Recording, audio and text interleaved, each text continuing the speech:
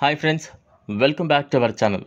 మామూలుగా మహిళలు ఓ నిర్ణీత సమయంలో కొన్ని ఆలయంలోకి ప్రవేశించకూడదని నిబంధన ఉంటుంది. అయితే తమిళనాడులోని ఓ దేవాలయంలో ఋతుస్రావం ఉన్న ఆడవారు కూడా నేరుగా అమ్మవారికి పూజలు చేయొచ్చు, ఇరుముడి కట్టుకోవచ్చు. ఇది నిజంగా అందరినీ ఆశ్చర్యపరుస్తుంది. ఇందుకీ ఆ ఆలయ విశేషాలు, అక్కడి ఈ ఆచారాల గురించి ఇప్పుడు తెలుసుకుందాం. తమిళనాడులోని ప్రముఖ దేవాలయంలో ఎన్నో దశాబ్దాలుగా పీరియడ్స్ సమయంలోనూ మహిళలు గర్భగుడిలోకి వెళ్ళొచ్చు. అంతేకాకుండా స్వయంగా అమ్మవారికి పూజలు కూడా చేయొచ్చు.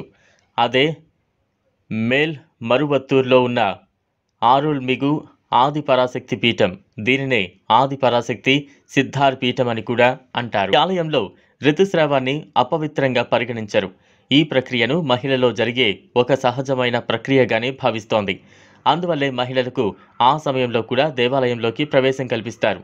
అంతేకాకుండా అన్ని దేవాలయాల్లో కంటే ఈ దేవాలయం భిన్నమైనది. ఇక్కడ పూజారులు ఉండరు.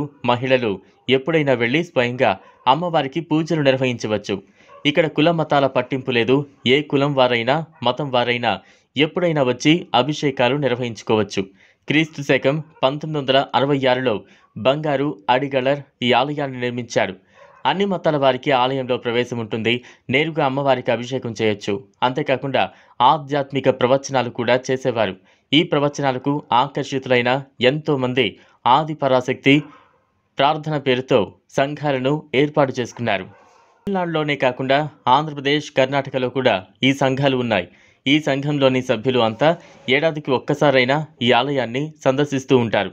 ఇదిలా ఉండగా ఈ శక్తిపీఠం ఓ ట్రస్ట్ ఏర్పాటు చేసి పలు సేవా కార్యక్రమాలను చేపట్టారు. ఇటు ఆధ్యాత్మిక కార్యక్రమాలతో పాటు సామాజిక సేవా కార్యక్రమాలకు ఈ శక్తిపీఠం కేంద్రంగా మారింది. ఆలయ నిర్మాత బంగారు అడగళార్ ఋతుస్రావాన్ని అపవిత్రంగా చూడకూడదని చెప్పారని ప్రస్తుత ఆలయ ధర్మకర్తలు చెబుతున్నారు. అందువల్ల మహిళలను నేరుగా గర్భగుడిలోకి పంపి పూజలు చేయిస్తున్నారు.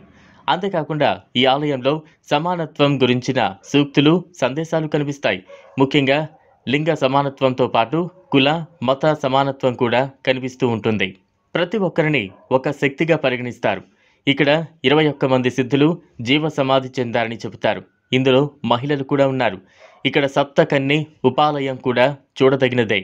ఈ ఉపాలయానికి పైకప్పు ఉండకపోవడం విశేషం. నవరాత్రి ఉత్సవాలు ఇక్కడ బ్రహ్మాండంగా సాగుతాయి. చూశారు కదా, ఇది వాల్టి వీడియో.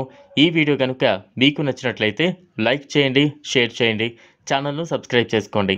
Thanks for